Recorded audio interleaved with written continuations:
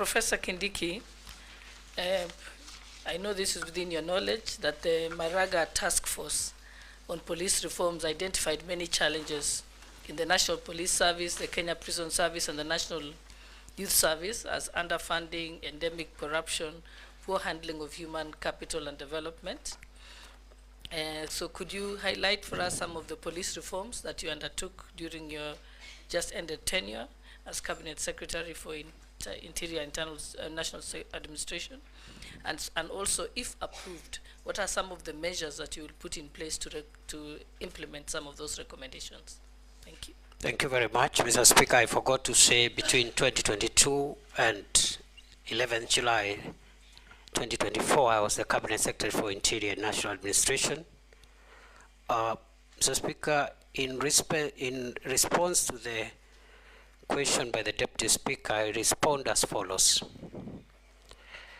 That the task force that was established to recommend legal, policy, institutional, and other reforms in the National Police Service and the Kenya Prison Service made far-reaching recommendations on a number of issues, including welfare issues, leadership and accountability issues, career progression and succession management in the National Police Service, and also operational capabilities, equipment, and so forth. Mr. Speaker, sir, that task force recommended 221 recommendations that require administrative action. It also recommended a further 178 recommendations which require funding but do not require any changes in law or policy. The task force recommended another 177 recommendations which may not require funding but require legislative and policy changes.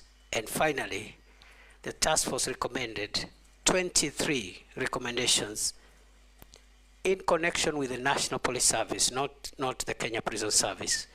23 of them that require consultations and concurrence with the National Security Council. We have, in the period when I have been the Cabinet Secretary for Interior, we have been able to take action on some of the recommendations that did not require legal or policy changes. For example, we've rolled out a massive police equipment modernization program, which will be rolled out in 5 years. And already, under my leadership, we were able to convince the government and the National Treasury to allocate 7 billion shillings, which has already been spent to buy air and land assets to assist officers who have been exposed to great danger, those that are helping to keep the country safe in the front line, in the fight against terror, the fight against banditry and other sophisticated organized crimes. And therefore, this equipment is already up and running, especially mine resistance, ambush protected vehicles, armored personnel carriers, personal protection equipment, and also aerial unmanned vehicles, which are commonly known as drones. And we've been able to restore the police air wing, which had collapsed. And we have some of the aircrafts which are now operational and helping us with air surveillance. And we have also hoping in the next financial year, if I am approved by this House, we'll be able to purchase additional gunship helicopters to help us finish the remaining work in terms of the fight against terror, the fight against banditry and other organized crimes. Mr. Speaker, I also need to point out that because of the grave issues around leadership and succession management and career progression in the National Police Service, during my 21 months as the Cabinet Secretary for Interior, we've been able to put in place, operationalize the National Police Leadership Academy, which we opened, His Excellency the President opened in Gong.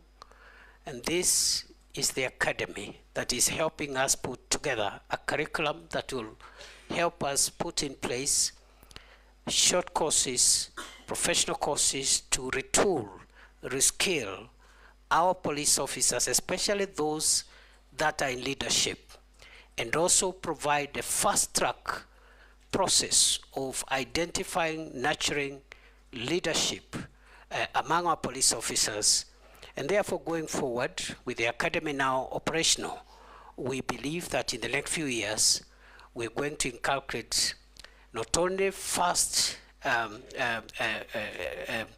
succession management and career progression program, but also we're going to have a very motivated leadership within our police officers. We have also, of course, taken action around welfare issues. Already the increments for the first increments that were proposed by the task force have already been put in place.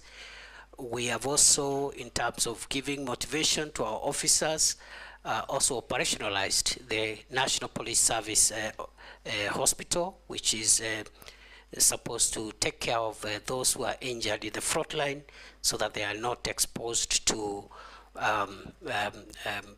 health or even subsequent risks when they visit ordinary hospitals. So by and large, that's what we've done. And finally, on the proposals that require legislative reforms and policy reforms, we have formulated about 6 pieces of legislation which are ready. They are just waiting for stakeholder participation, and then they'll be conveyed to Parliament through Cabinet. And if I can highlight this as I end that response, Mr. Speaker, they include, number 1, the National Police Service Amendment Bill 2024, the National Police Service Commission Amendment Bill 2024, the National Forensic Laboratory Services Bill 2024. We have also formulated a bill which will also assist us in the leadership and the command oversight in the National Police Service. I submit. Thank you, Majority Leader. Thank you, Honorable Speaker. My question to the CS nominee